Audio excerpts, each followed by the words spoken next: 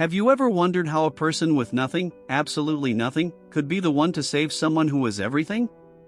Well, sit down and listen carefully, because this story will show you that help can come from the least expected place. My name is the narrator of this tale, and today I will tell you about Obinna, a hungry poor boy, and Chief Otunba, a man so rich that people said he could buy the whole village if he wanted. The story begins on a hot afternoon in Umuago, a peaceful African village where the sun always shines like it has something to prove. Obinna was only 13 years old, but life had already shown him too many struggles. His father had died when he was 9, and his mother sold roasted corn to survive. Yet, on this particular afternoon, they had nothing. Not a grain of rice. Not even groundnuts. Obinna was walking home from the village stream, barefoot, with an empty stomach that growled loudly like a stubborn goat. Just as he got close to the big mango tree by the roadside, something strange happened. He heard a heavy thud like a sack of yam falling. When he looked up, he saw a man lying unconscious near a black jeep that glittered under the sun. Obinna's heart almost jumped out of his chest. Who was this man? What happened to him? Should he run? Should he shout? But instead of running, Obinna dropped his fetching bowl and ran toward the man. "Sir! Sir! Can you hear me?" he shouted, shaking him gently. No reply. The man's breathing was weak. His expensive watch sparkled. His gold ring shone. His shirt alone looked worth more than Obinna's entire house. But this wasn't the time to stare. Obinna did the first thing that came to his mind.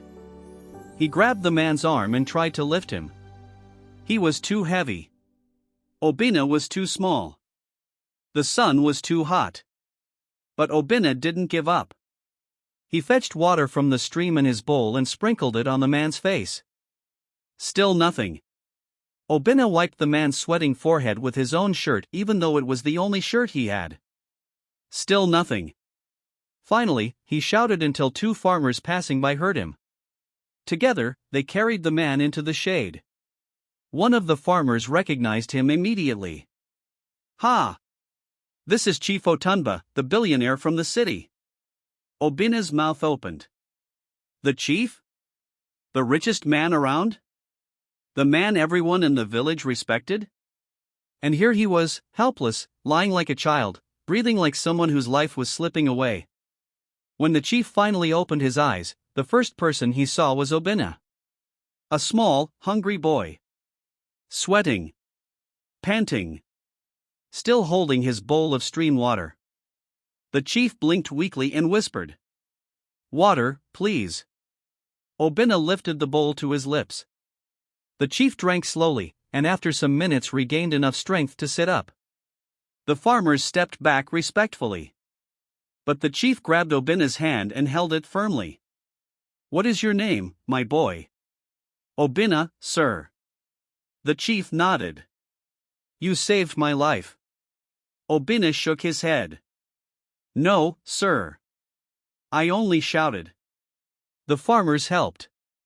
But the chief insisted. "If not for your courage, I would still be lying there." When they helped him into his jeep, the chief asked Obinna where he lived. Obinna pointed down a narrow footpath leading to a tiny mud house. The chief frowned when he saw the place. "This is where you and your mother live?" "Yes, sir." The chief paused for long seconds, looking at the poor compound, the broken doorway, the empty cooking pot outside. Then he said something strange. "Obinna, you remind me of myself when I was young." Obinna smiled shyly. But the chief wasn't done. He added quietly, "Your courage has saved me twice." Obinna blinked. "Twice? But today is the first time I'm seeing you, sir."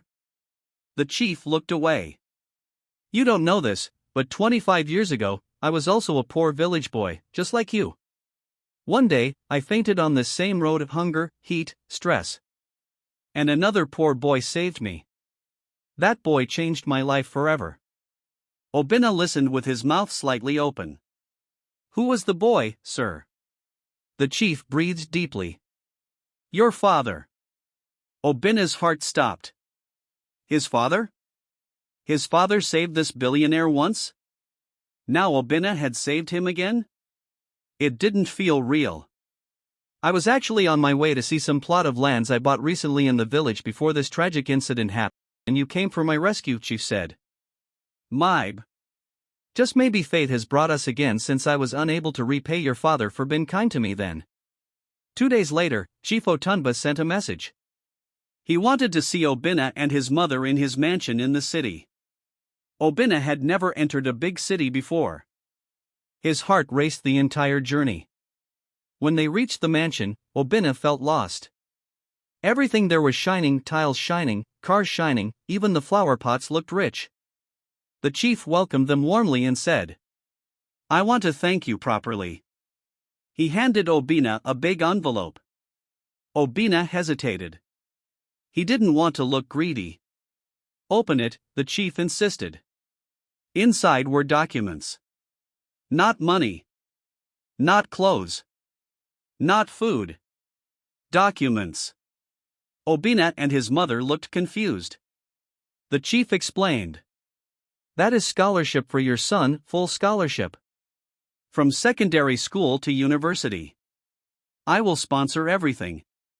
Obinna trembled. He had always dreamed of becoming something great, a doctor, a teacher, anything to lift his mother from poverty. But they had no money for even a school uniform. Now his dream was suddenly alive.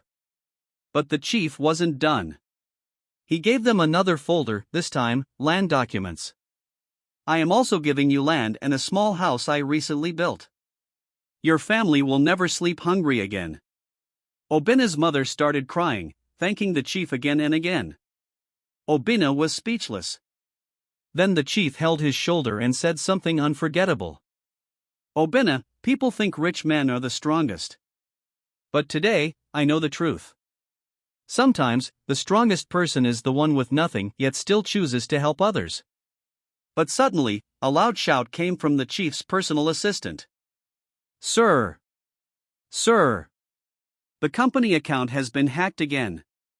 The chief's face changed. Obinna noticed something. The chief, despite being wealthy, was facing serious internal problems. People were stealing from him. His trusted workers were betraying him. He had many enemies. He was rich, yet helpless. The chief looked frustrated suddenly, tired and worried. Obinna stepped forward and said something bold. "Sir, maybe I am small, but I can help you again." Everyone looked at him. "How?" the chief asked, surprised. Obinna continued. "My father used to say something. The person who watches your back best is the one who has nothing to gain by stabbing you. Sir, you need loyal people around you." The chief froze. Those were the exact same words Obinna's father had said years ago. Chief Otunba finally understood. All his money. All his cars. All his workers. None of them gave him true safety. But this boy. This hungry, barefoot boy was the only one who had helped him without expecting anything. And sometimes, that matters more than diamonds or gold. From that day, Obinna became very close to the chief. Not as a servant. Not as a beggar. But as someone the chief trusted deeply, like a son. With the chief's support, Obinna finished school, started his own company, and became a young man of wisdom and success. But throughout his journey, he never forgot one thing. Kindness is a seed. It may look small, but one day, it grows into a forest.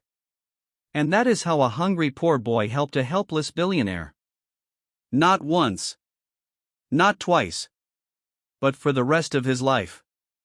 Stories like this remind us that kindness can come from anyone, even the poorest person. Now I want to hear from you. If you were Obinna, would you have helped the stranger lying on the road?